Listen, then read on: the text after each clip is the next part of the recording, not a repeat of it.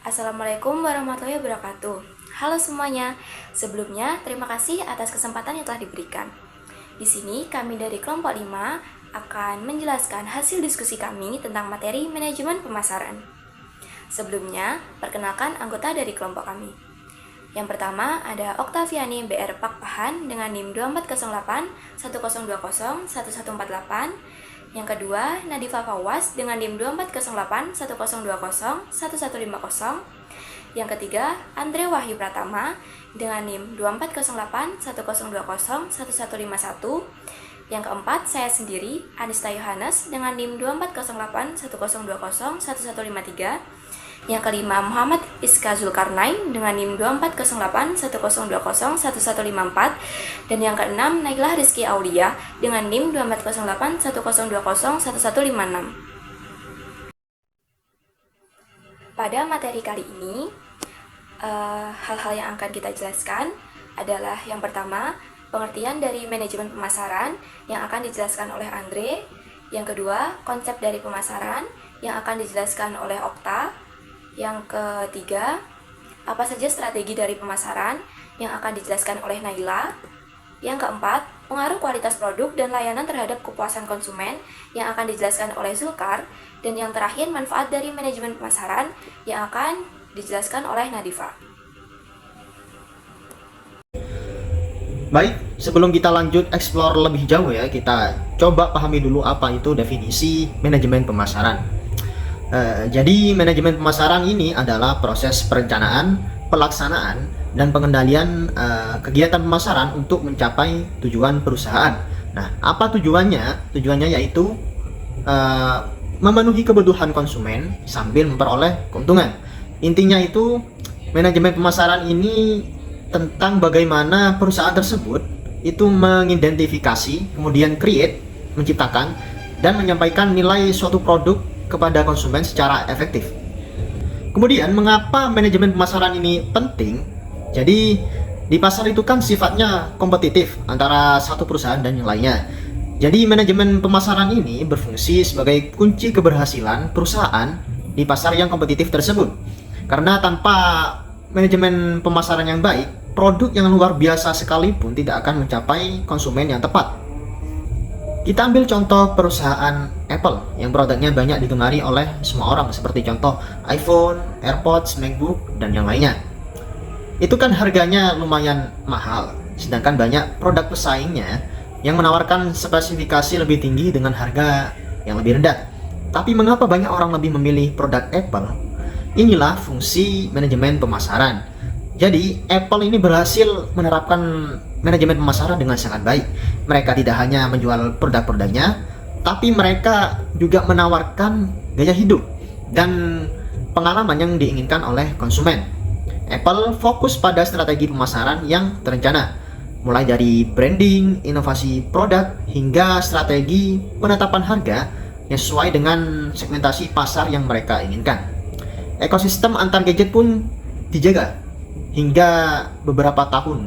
Dalam manajemen pemasaran juga ada beberapa elemen utama, seperti contoh segmentasi pasar, targetingnya, positioning, dan marketing mix atau bauran pemasaran, yang nanti akan dijelaskan lebih rinci oleh teman saya. Baik, di sini saya akan menjelaskan tentang konsep pemasaran. Konsep pemasaran di sini terbagi menjadi 5 bagian. Nah, di sini saya akan menjelaskan konsep yang pertama. Yang pertama itu yaitu konsep produksi. Konsep produksi di sini bagaimana seorang konsumen lebih memilih sebuah barang yang harganya lebih terjangkau. Nah, di sini lebih berfokus pada kuantitas dan ketersediaan sebuah barang. Nah, sebagai contoh di sini saya ambil yaitu sebuah pabrik sepatu memproduksi ribuan sepatu dengan model yang sama dalam sehari. Nah, di situ mereka akan menjualkan produk mereka di sebuah pasar tradisional. Nah, di sini maksudnya bagaimana mereka akan memenuhi sebuah permintaan pasar yang tinggi akan sepatu yang murah. Kedua itu adalah konsep produk. Konsep produk ini menekankan bahwa kualitas itu adalah nomor satu. Intinya, harga mahal, barang bagus, tapi tetap laku. Sebagai contoh, di sini saya ambil brand jam tangan mewah Swiss yang terkenal dengan kualitasnya yang sangat bagus. Nah, bagaimana seorang konsumen itu akan berupaya untuk membelinya dengan memperoleh kualitas yang lebih baik. Nah, yang ketiga itu ada konsep penjualan. Konsep penjualan di sini bagaimana seorang produsen lebih agresif untuk mencari pembeli. Intinya, dijual dengan cara apapun asalkan tetap laku. Contoh, penjualan secara langsung yang menawarkan produk dari rumah ke rumah. Nah, tekanannya di sini adalah pada kemampuan sales yang meyakinkan calon pembeli untuk membeli produknya. Yang keempat itu adalah pemasaran. Pemasaran di sini bagaimana seorang perusahaan akan memenuhi kebutuhan konsumennya. Dalam hal ini, sebuah perusahaan akan memusatkan perhatiannya kepada konsumen. Nah, mereka akan melakukan riset terlebih dahulu sebelum memproduksi sebuah barang. Dan mereka akan melihat keinginan pasar apa saja yang akan dibutuhkan. Intinya, apa yang dibutuhkan konsumen, mereka akan buat. Sebagai contoh, di sini sebuah perusahaan akan melakukan riset pasar yang melakukan survei untuk preferensi konsumen terhadap sebuah smartphone. Hasil survei ini kemudian digunakan untuk dasar mengembangkan sebuah produk baru. Baik, yang kelima itu konsep pemasaran sosial. Nah, bagaimana seorang perusahaan itu melakukan bisnis yang peduli? Intinya, untung dan berbuat baik. Sebagai contoh di sini saya ambil perusahaan minuman yang mengkampanyekan pengurangan penggunaan plastik dan mendaur ulang kembali kemasan bekas yang tadi. Kemudian mereka akan menjual sebuah produk dari kemasan yang didaur ulang tadi. Perusahaan juga akan berkontribusi pada pelestarian sebuah lingkungan. Oke, kita akan membahas salah satu aspek penting dalam dunia bisnis, yaitu strategi pemasaran. Seperti yang kita ketahui, pemasaran adalah jantung dari setiap bisnis. Tanpa strategi pemasaran yang tepat, produk atau jasa sebaik apapun tidak akan dikenal dan diminati oleh para konsumen. Yang pertama, ada strategi penelitian pasar. Sebelum kita meluncurkan produk atau jasa, langkah pertama yang harus dilakukan adalah penelitian pasar. Dengan melakukan penelitian, kita akan mengetahui siapa target pasar kita, apa kebutuhan dan keinginan mereka, serta siapa saja kompetitor kita. Contoh, saat meluncurkan produk minuman baru, sebuah perusahaan minuman melakukan survei kepada konsumen potensial untuk mengetahui preferensi rasa, kemasan, dan harga yang disukai. Kemudian ada segmentasi pasar. Setelah mengetahui gambaran umum pasar, langkah selanjutnya adalah segmentasi pasar. Kita akan membagi pasar menjadi beberapa segmen berdasarkan karakteristik, yaitu seperti demografi, psikografis, atau perilaku. Tujuannya adalah untuk menentukan segmen pasar mana yang paling relevan dengan produk atau jasa kita. Contoh, sebuah perusahaan pakaian membagi pasar menjadi beberapa segmen berdasarkan usia, remaja, dewasa, atau lansia, berdasarkan jenis kelamin, dan gaya hidup juga. Yang ketiga ada penentuan sasaran pasar. Dari berbagai segmen pasar yang ada, kita perlu menentukan sasaran pasar yang akan kita targetkan. Sasaran pasar ini adalah kelompok konsumen yang paling potensial untuk membeli produk atau jasa kita.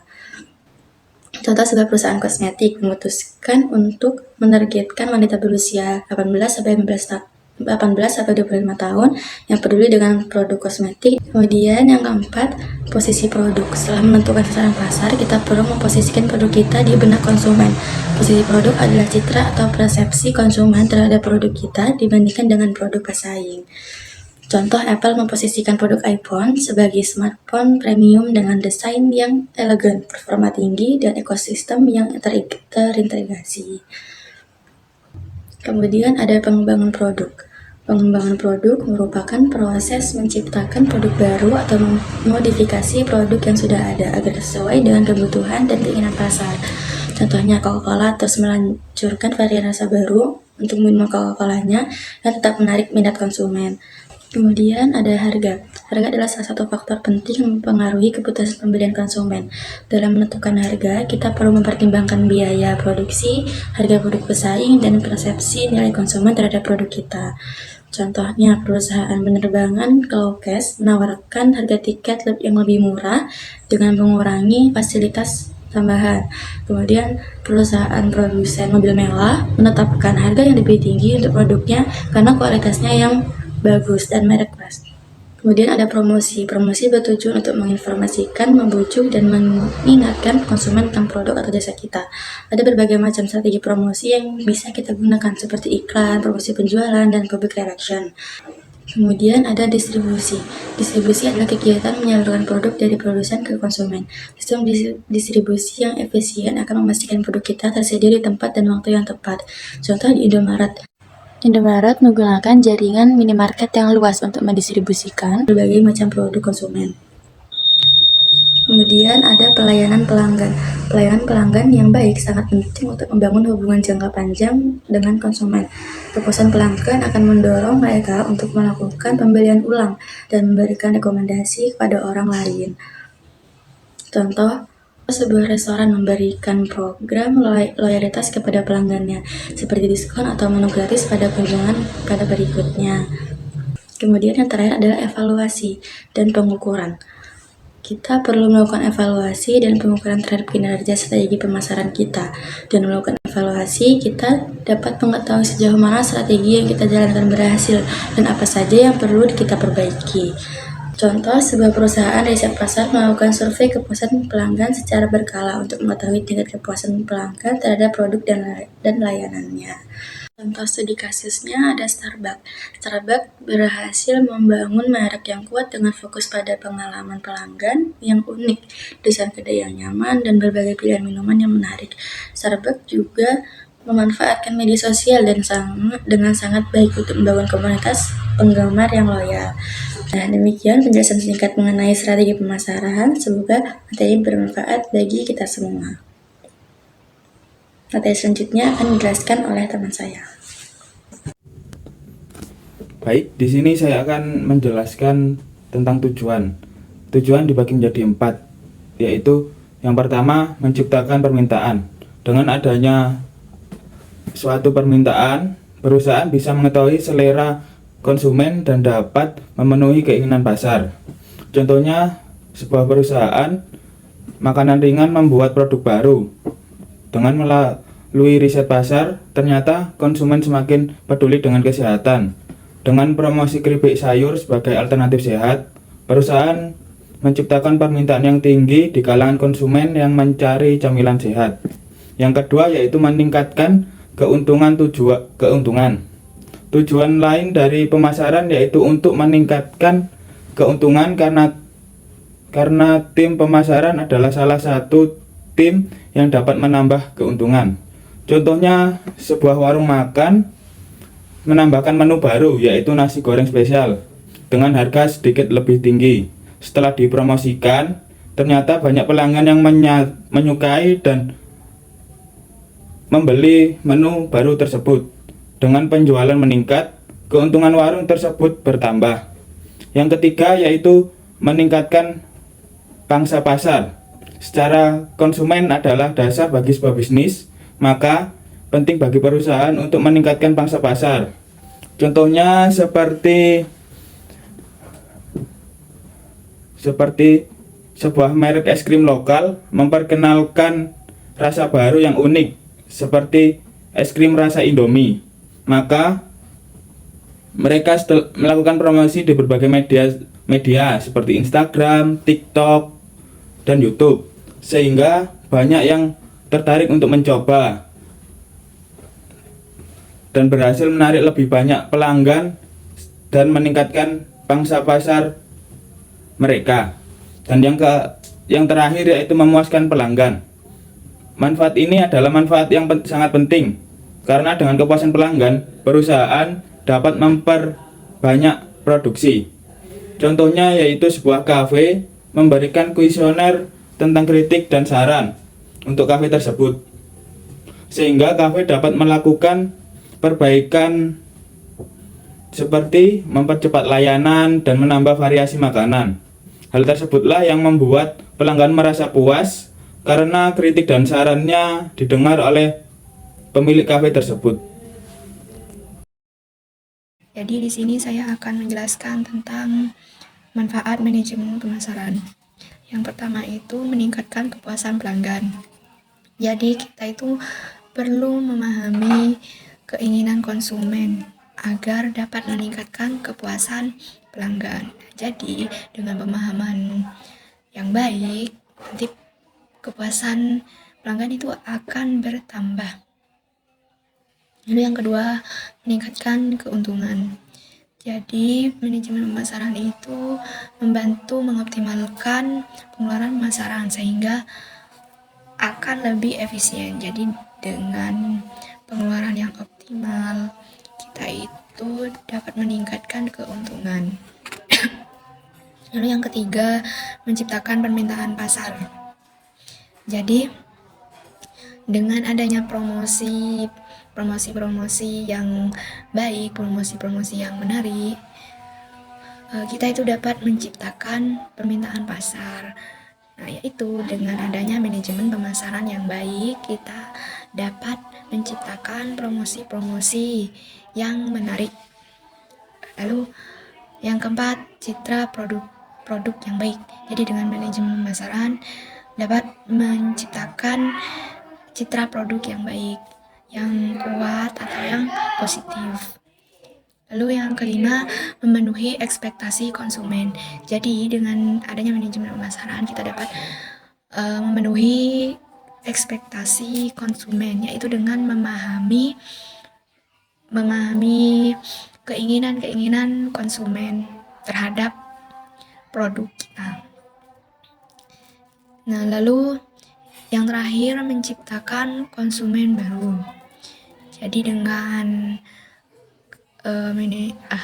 dengan promosi yang luas, kita itu dapat menciptakan konsumen yang baru, yaitu jika manajemennya baik, jika manajemen pemasarannya baik, kayak promosinya, lalu kualitas produknya. Dan yang terakhir adalah kesimpulan. Kesimpulan pada materi kali ini adalah manajemen pemasaran adalah proses yang sangat penting bagi keberhasilan sebuah bisnis. Dengan menerapkan strategi pemasaran yang tepat, perusahaan dapat mencapai tujuannya dan tetap relevan di pasar yang semakin kompetitif. Manajemen pemasaran juga bukan hanya tentang menjual produk, tetapi juga tentang membangun hubungan yang kuat dengan konsumen. Dan manajemen pemasaran adalah sebuah kunci untuk mencapai keberhasilan jangka panjang bagi sebuah bisnis.